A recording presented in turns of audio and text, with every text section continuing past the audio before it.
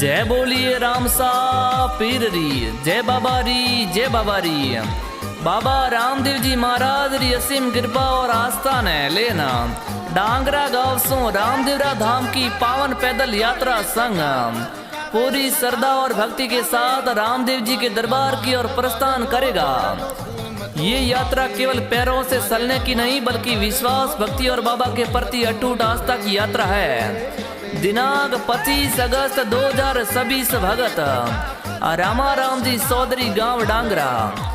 आइए बाबा के जयकारों के साथ इस पावन यात्रा में सहभागी बने। बोलिए राम सा पीर की।